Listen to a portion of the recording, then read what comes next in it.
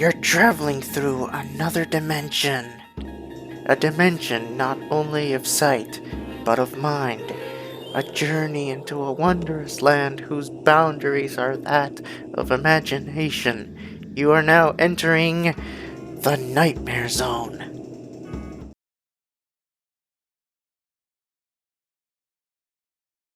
During the whole of a dull, dark, and soundless day in the autumn of the year, when the clouds hung oppressively low in the heavens, I had been passing alone, on horseback, through a singularly dreary tract of country, and at length found myself, as the shades of evening drew on, within the view of the melancholy house of Usher.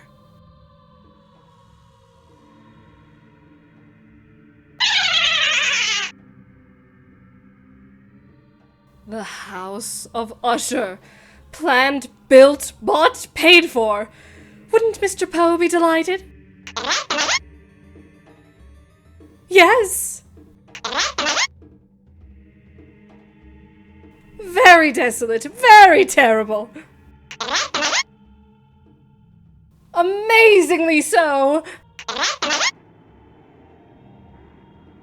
Most incredibly black and lurid.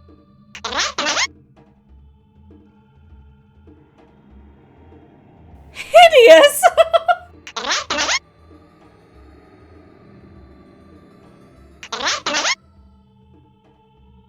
It's worth every penny. It's beautiful.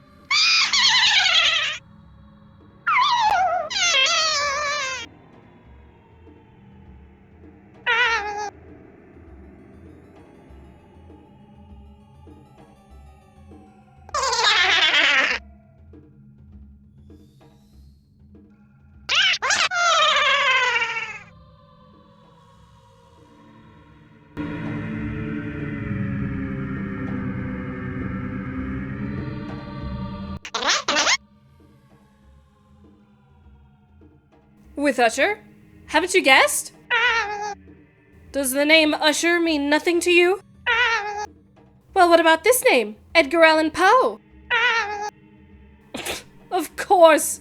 How could I expect you to know blessed Mr. Poe? He died a long while ago, before Lincoln.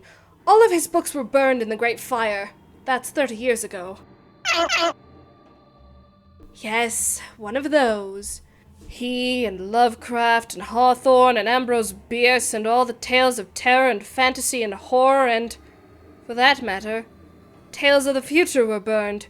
Heartlessly. They passed a law. Oh, it started very small.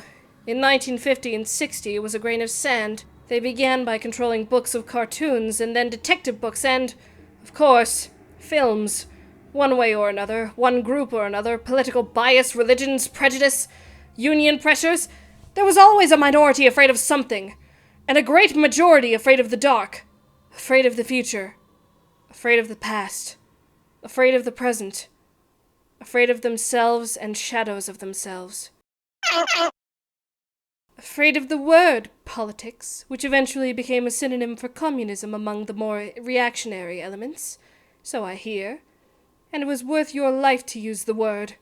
And with a screw tightened here, a bolt fastened there, a push, a pull, a yank, art and literature was soon like a grey twine of taffy strung about, being twisted in braids and tied in knots and thrown in all directions, until there was no more resiliency and no more savour to it. Then the film cameras chopped short and the theatres turned dark, and the print presses trickled down from a great Niagara of reading material to a mere innocuous dripping of pure material. Oh, the word escape was radical too, I tell you. It was. Every man, they said, must face reality, must face the here and now. Everything that was not so must go. All the beautiful literary lies and flights of fancy must be shot in midair. So they lined them up against a library wall one Sunday morning 30 years ago, in 1975. They lined them up, St. Nicholas and the Headless Horseman and Snow White and Rumpelstiltskin and Mother Goose. Oh, what a wailing! And shot them down!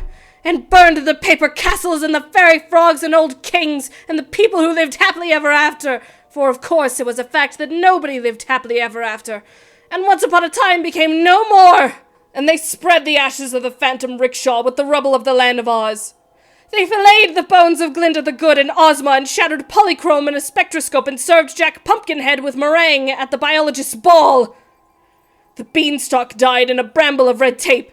Sleeping Beauty awoke at the kiss of a scientist and expired at the fatal puncture of his syringe. And they made Alice drink something from a bottle, which reduced her to a size where she could no longer cry, "Curiouser! Curiouser!" And they gave the looking glass one hammer blow to smash it, and every red king and oyster away!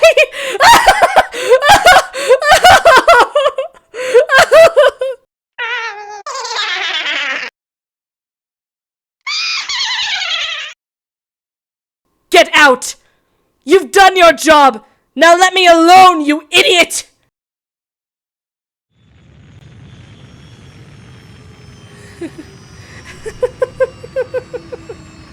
Listen here. I came to Mars to get away from you clean-minded people. But you're flocking in thicker every day like flies to offal. So I'm going to show you. I'm going to teach you a fine lesson for what you did to Mr. Poe on Earth. As of this day, beware. The house of Usher is open for business. So, you moral climate people finally got to Mars. I wondered when you'd arrive.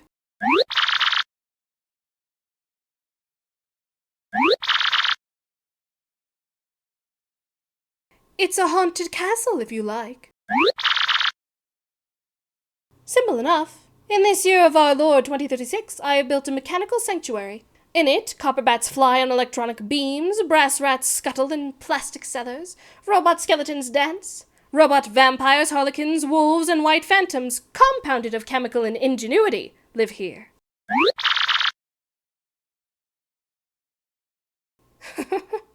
I knew you'd come out as soon as you discovered what went on.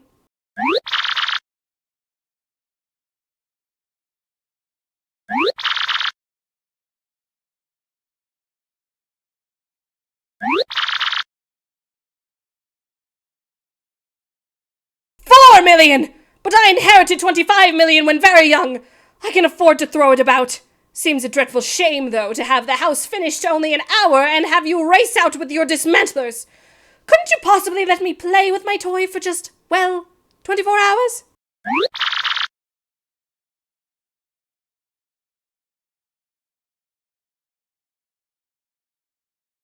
You'll be burning Babbitts next.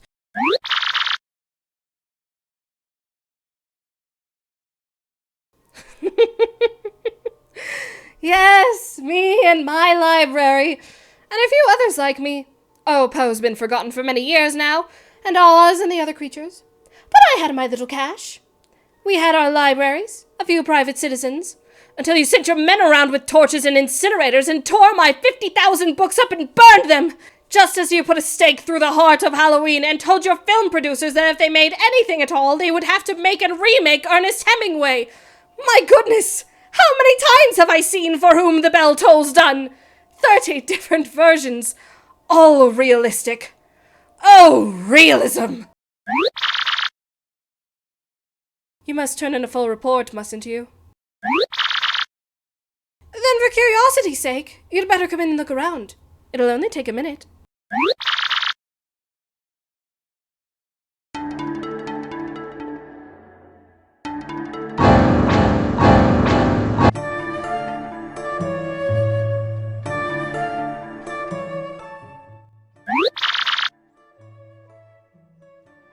Enough just to be able to create this place, to be able to say I did it, to say I nurtured a medieval atmosphere in a modern, incredulous world.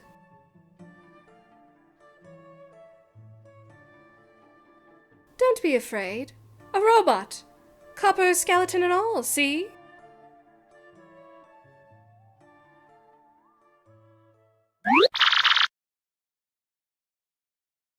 Bureaucracy, but I haven't the time to explain. The government will discover soon enough.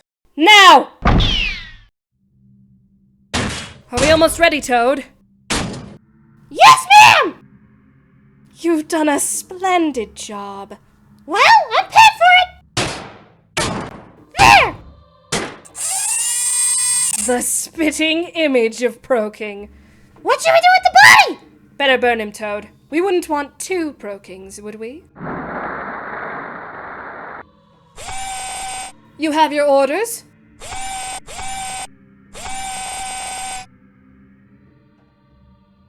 Right. Goodbye.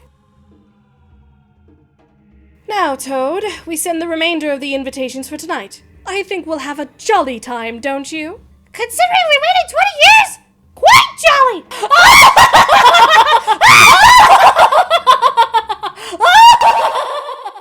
Masters had befriended many high-ranking members of moral climates and invited them all to a party at her house. Every single one of them came, but little did they know, each and every one of them would meet their demise within this house of horrors. One by one, it appeared as if a duplicate had been killed while the real person spectated. The plan was going smoothly until Toad had come to Masters with some troubling news. Masters! We have a problem! What is it? Proking? This means the police will be here any minute! Our plan will be ruined! I don't know. I should have guessed he wouldn't be fool enough to come in person. But wait! What's the matter? Nothing! There's nothing the matter. Proking sent a robot to us. Well, we sent one back. Unless he checks closely, he won't notice the switch. Of course! Next time he'll come himself, now that he thinks it's safe. Why, he might be at the door any minute. In person! Oh, there he is now, I'll bet you. Go, let him in.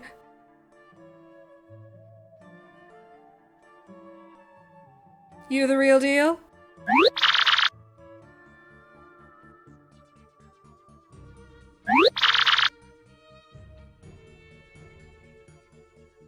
Thank you for telling me. In the meantime, you might as well enjoy this. Proking saw all of the horrible things being done to his colleagues, but did not suspect a thing since the robots looked exactly like them. Now, Masters has one more thing to show Proking as they descended deeper into the mansion's basement. Yourself, killed. Yes, and something else. The Amontillado. Haven't you ever heard of the Amontillado? Don't you recognize this? Or this? Come, take a closer look.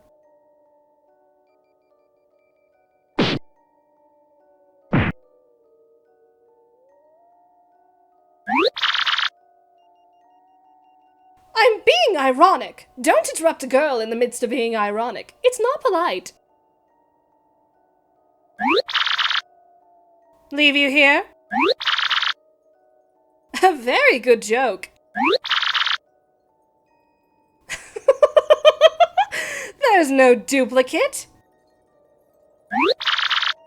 The others are dead. The ones you saw killed were the real people. The duplicates, the robots, stood by and watched. Now, you're supposed to say, "For the love of God, Montressa," and I will reply, "Yes, for the love of God." Won't you say it? Come on, say it. Must I coax you? Say it!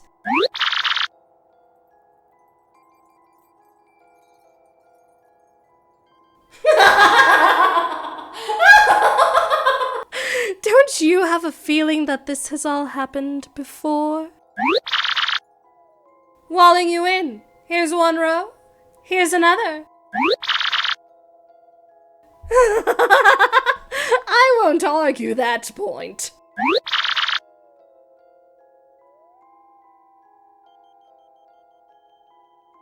More thrashing, please. Let's make it a good show. Proking, do you know why I've done this to you? Because you burned Mr. Poe's books without really reading them. You took other people's advice that they needed burning. Otherwise you'd have realized what I was going to do to you when we came down here a moment ago. Ignorance is fatal. I want this to be perfect. Now, if you'll please say, for the love of God, Montressa, I might let you free. Ah. Requiescat in pace, dear friend.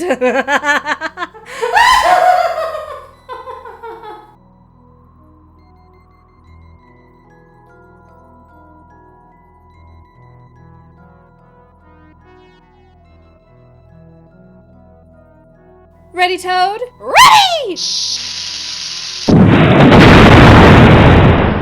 My brain reeled as I saw the mighty walls rushing asunder. There was a long, tumultuous shouting sound like the voice of 1,000 waters, and the deep and dank tarn at my feet closed sullenly and silently over the fragments of the House of Usher. No! No. No. Not again. Not again!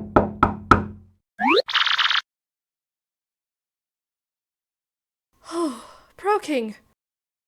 I don't remember saying that. We've got a problem. You've got to see this.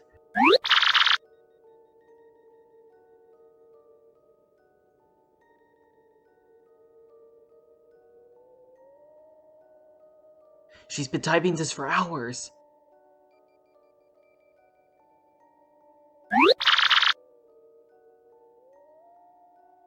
I'm not sure, but we should show this to Emma when he gets back from the Bean Kingdom.